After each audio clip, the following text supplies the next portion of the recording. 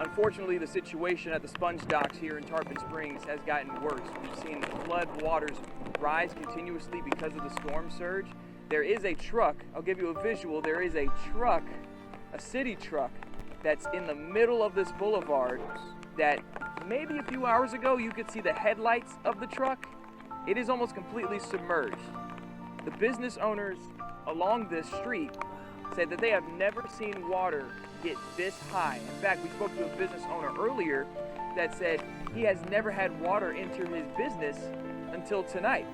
And then we also spoke to a couple of brave high schoolers. They go to Tarpon Springs High School. They decided to take their paddle boards into this water, and they told us exactly what they saw. A lot of water.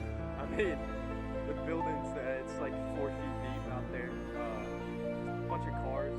Everybody's day is going to be ruined. About people really trying to take advantage of that window of opportunity to get out of the city as we continue to brace for any impacts from the storm. Now, Hartsfield-Jackson International Airport, preparation is key, and they do have a severe weather plan in place for any potential impacts. According to officials here at the airport, over 90,000 travelers are flying out of Atlanta today, and they're really encouraging everyone to make preparations for a smooth travel experience by checking wait times and contacting your airlines for any delays or cancellations. Airlines are also preparing for this storm.